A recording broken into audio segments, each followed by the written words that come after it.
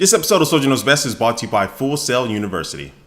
Hey, what's up guys, Soldier Knows Best here. This is my review of the iPad mini. Now this small tablet has been making some big noise out there. Yes, you get that joke, a little corny I know. But anyway, it has been making some noise out there. A lot of people have been wondering whether this is going to be actually worth their money to buy. It is the cheapest iPad out there, but it's also too, it's more expensive than other tablets in this type of price range and form factor. So this review, I'm going to cover the design, the hardware, the cameras, how it runs the software, and overall whether this is going to be a good buy for you. So they're going to start the review with the design. And this new iPad mini takes a lot of the new design characteristics that are in the new iPod Touch and the new iPhone 5. Has that nice bezeled edge there where the glass kind of just seamlessly rolls into the rest of the device from the display. And also too, it's very thin. It's only 0.28 inches thick and only weighs 0.68 pounds or just 308 grams, which makes it one of the smallest and lightest tablets on the market.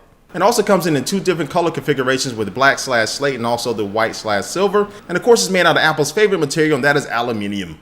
Now on the right hand side, we have the volume buttons plus the mute/rotation lock switch. And also at the top, we'll find the on off and sleep wake button. In the middle, you'll find the microphone. And also too, on the left hand side of that, you'll find the headphone jack. Now on the bottom, you'll find the new Lightning connector port, and to the left and to the right of that, you'll find a couple speakers. And I would say these speakers are pretty good. These are stereo speakers, and they do get loud. I would say these are probably the loudest speakers of any iPad out there right now. And now when you look at the display on this new iPad mini, it has a 7.9-inch display with a resolution of 1024 by 768 and 163 ppi. That stands for pixels per inch. So this is definitely not a Retina display like you'll find on the iPad 3rd or 4th generation, because they have 264 ppi and definitely a way higher resolution. But again, the display is not horrible, not bad at all, but it's just not up to that Retina display standard. And we compare it to some of the other competitors out there that have better displays for a lower price, it will make you scratch your head just a little bit. But since this is a 7.9-inch display, you do have a lot more screen real estate to work with, but it's still in a small form factor. And now as we take a look at the internals of this new iPad mini, it has a dual-core A5 processor with 512 megabytes of RAM, 16, 32, and 64 gigabyte storage configurations, and there's also LTE available with AT&T, Sprint, and Verizon. Now this and benchmark comparisons between the Nexus 7, the iPhone 5, and the iPad 3rd generation, just to give you a kind of a sense about how this iPad mini performs. And it definitely lags behind in this benchmark test against a lot of those devices out there. But when it comes to real world performance, the iPad mini is not that bad at all. And I'll cover that a little bit more in my OS section of this review. But now as far as battery life, it has a 16.3 watt battery inside of it. And Apple says you should be able to get up to 10 hours of battery usage from web browsing and watching video and listening to music. I was able to get about 8 to 9 hours in my usage for this review. And now let's move on to the camera part of this review. Now the iPad mini features two cameras. The one on the front is a FaceTime HD camera that can take 1.2 megapixel photos and record video at 720p HD at 30 frames per second. So this will be great for FaceTime calls, Skype calls, anything like that. And also too, when you move around to the rear of this iPad mini, you'll find a 5 megapixel rear facing camera that can take 1080p HD video at 30 frames per second. Now I would say this iPad mini takes pretty impressive photos and video from the rear facing camera. It's easily the best camera combination of any tablet in this type of form factor, this type of 7 to 8 inch form factor, since most of them only feature front facing cameras. And I would say this cameras really match up there with the iPad 3rd and 4th generation as being some of the best cameras on any tablet out there. And that's going to talk about the OS, the operating system. This new iPad mini is running iOS 6, and a lot of people compare the performance of this new iPad mini to the iPad 2nd generation. But I even go a step further and really compare it to the 3rd generation as far as how this tablet actually handles applications and things you throw at it. Now I'm not going to go over all the little individual features like Siri and all that, Passbook and stuff, because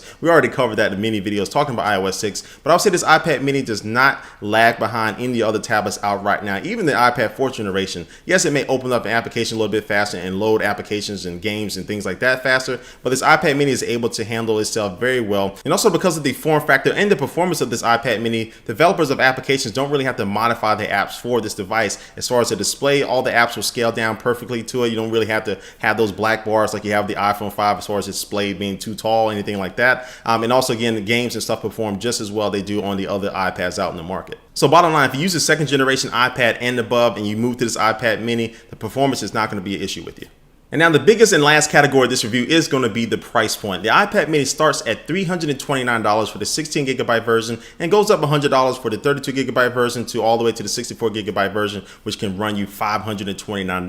Now, if you do want to get an LTE version, that's going to start off at $459 for the 16 gig and again go up $100 as well. So this iPad mini definitely isn't cheap as far as the other 7-inch tablets out there in the market, but it is the cheapest iPad out in the market. But this is going to be a really big deciding factor to whether whether people are going to get this iPad mini or not. And that brings me to my overall conclusion of this new tablet. I will say that I'm very pleased with the performance of this iPad mini. It doesn't feel like it's hindered just because it's a smaller form factor. Yes, the display is definitely not a Retina display, but it will get the job done. But I would love to see a better display. I think they should have done it for this price point. Now, everything else as far as the cameras, the way applications perform on it are really great. And I love the form factor. I love the design of this new iPad mini. And personally, when I'm using this around the house, I choose the iPad mini over the regular size iPad, not really because anything else, but just the design and the way it feels in my hand. And it's a small footprint when I'm sitting on the couch. But with all these good things being said, I do think $329 is a very steep entry point to this iPad mini. If you already own an iPad or really own any other tablet out there and you're okay with that, you're pleased with that, I don't see this iPad mini being very compelling to go out there and buy. But if you never own an iPad or a tablet in general, I think this iPad mini will be great. It is the cheapest iPad that Apple offers. Again, I don't totally agree with the price point, but if you are looking to get into the tablet